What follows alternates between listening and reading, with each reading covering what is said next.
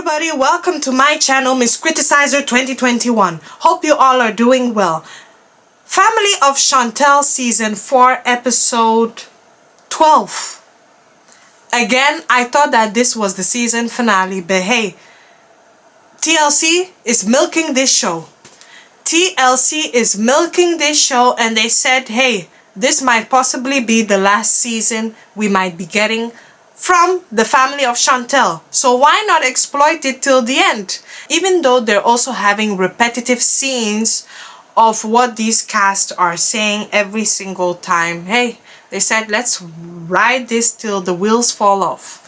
Anyway, if you're here for the very first time, please don't forget to subscribe to my channel. Please subscribe. I'm grateful. I finally have 430 subscribers. I just started this channel a few months ago, but thank you. Please, I'm on the road to 1,000 subscribers. 1,000. I'm coming to you with the frequent, consistent content regarding the 90-Day Fiancé world. So please, don't forget to subscribe, like, hit the notification bell. Anyway, let me not keep you any further. The scene starts with Chantel and Pedro. They finally arrived in Atlanta.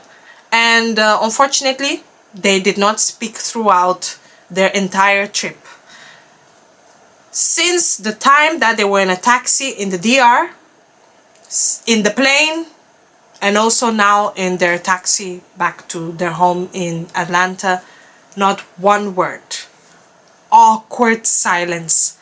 I don't know how I can do that. I don't think I can even do that. I would not even be on the same flight or in the same car as Pedro. That's just me. But hey, Pedro wanted his space, and we can see that they sleep in 2 separate rooms. They're basically just housemates. Even housemates speak to each other. This one, Pedro felt, hey, I need my space. Maybe this will work. And I feel like, Pedro, you should have just moved out if that was the case and not stay under the same roof. Like, what the hell are you expecting? Anyway, we move on to the next scene. We see Nicole. Nicole has this discussion with Alejandro, and she said she needs more time to figure this whole relationship and where they're heading to. And Alejandro said that your mom is crazy. And I'm never going to her again to talk to her. Like, she manipulates you. You need to be strong enough to stand up to your mom. And I'm like, dude basically doesn't have respect for Lydia. I don't even blame Lydia for not liking him.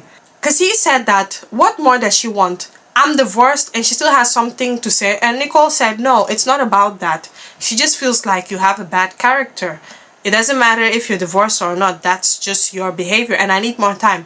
Alejandro said, listen, I don't have time. Yeah, if you know that you cannot figure anything out, then let's just end it here because I don't have time to be going back and forth with you. And I'm like, anyway, I agree because Nicole cannot make up her mind. So then we see Nicole and Lydia, of course, as usual, gossiping about the whole Chantel and Pedro situation. Nicole being a hater and saying, oh my God, mom, why did you make time to even meet up with them? And she said, oh, hey, I'm just trying to mediate the situation, and Pedro doesn't have anybody in America, so we have to support him. Now, as they were gossiping, then I think Nicole said, oh, those are 2 toxic people, and Nicole and Lydia said, well, all of you guys, your love life is a mess. Nicole said, as if yours wasn't. I mean, you were a side chick to a married man. I said, whoop.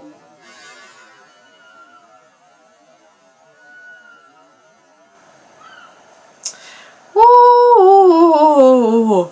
And Lydia had the audacity to say that, listen, at the end of the day, the man paid my tuition fees in uni. If it wasn't because of him, I would not be a lawyer today. I would not have passed the bar, so at least I'm grateful for something he did for me. Anyway, if the bar is set so low, what can I say? Lydia basically doesn't have any self-worth. But hey, at least she was able to get something out of it. What can I say in her defense? Woo! In her defense, she was able to get something out of it, better than nothing.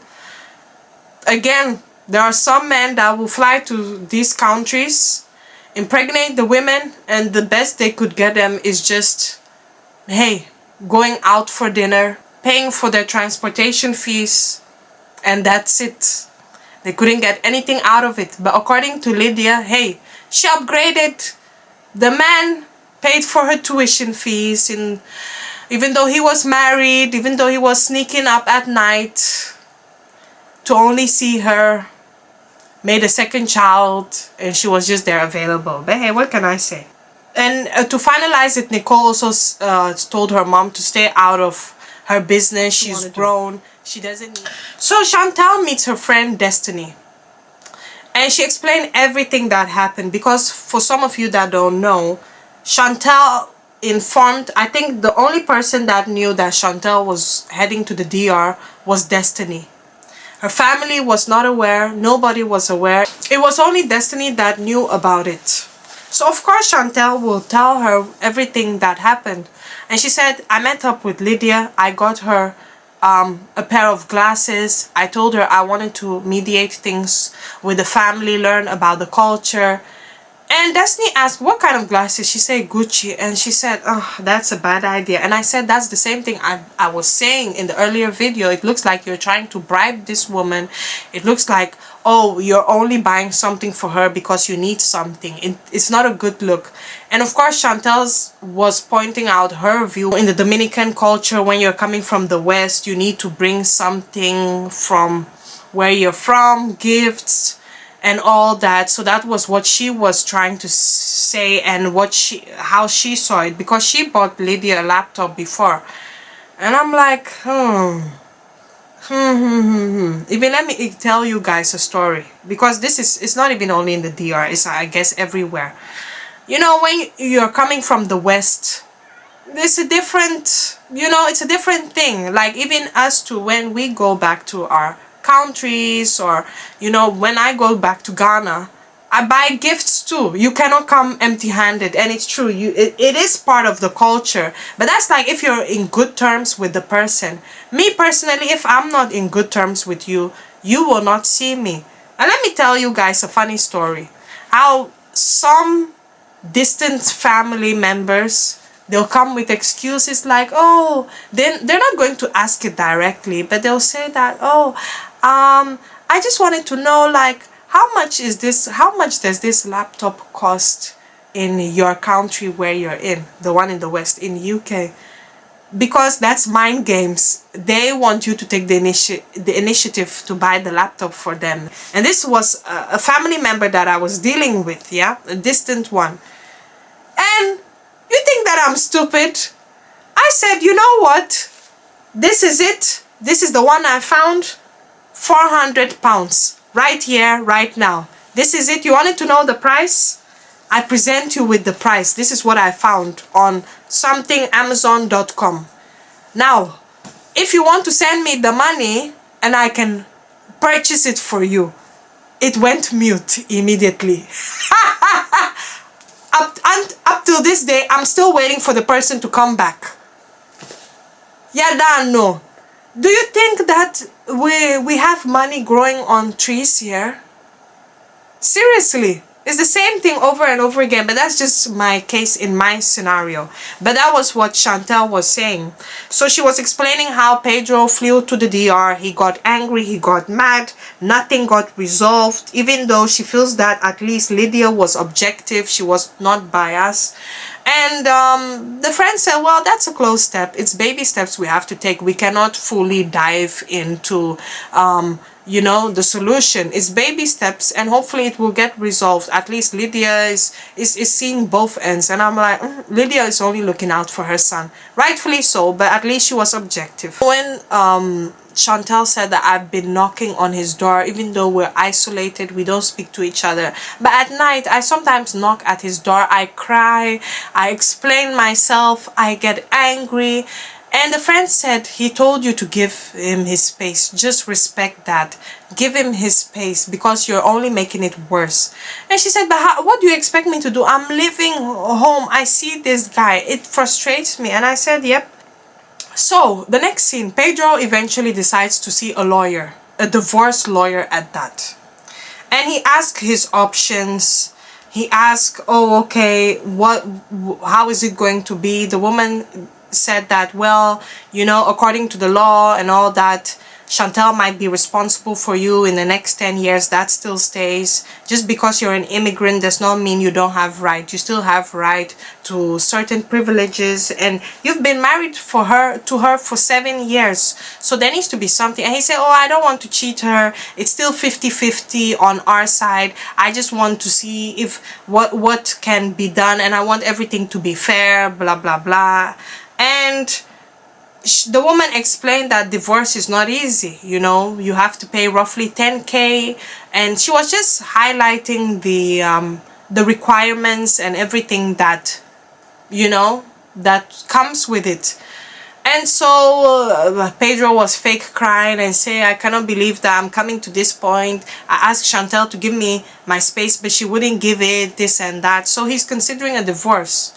Moving on to the next scene, Pedro meets up with Chantal. She's reading a book, minding her business. He tells her that he wants a divorce. He avoids making eye contact with her, but he said that I tried, there's nothing there anymore. I don't feel anything for you, and I feel like this is the best way forward because I cannot take it anymore. And of course Chantal reacted in a way where she was just tired, like she had no energy left. And he said that, yeah, I feel like it cannot work. And he said it very quickly because it's a painful discussion to have. So Chantal said that, listen, at the end of the day, I gave it my all, and I trusted you, but what more do you want me to do? Also, in that other scene, he calls his family, Lydia and Nicole, and he explains his options, his divorce options, and he just confides in them, in everything that he's going through, that Chantal doesn't want to give his space. Of course, Nicole said, oh, she's just selfish, she's self-centered, the same thing that she's been saying. You know, she doesn't like her. And also on the side where the sister said that you have to protect yourself. You know, do you have any documents and all that? Because we never know the type of woman Chantal can be. You know, she can call the police on you, she can get you deported, all those things. So you need to think 5 steps ahead because you just never know what she can do. And yeah, that's how the episode ended.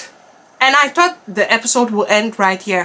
The preview for the next episode is even going to be hard. Like the things that we saw that played out in the blogs, we will say it in the next episode, how Chantal cleared 200K from the account. 200K from the account, that's what she cleared. So that's what we're yet to see. Yeah, that's what we're yet to see.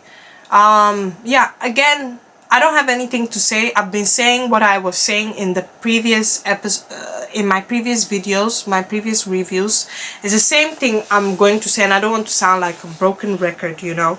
I feel that Pedro had more tears when he found out about his whole dad situation compared to his divorce situation. He had to even squeeze out a tear.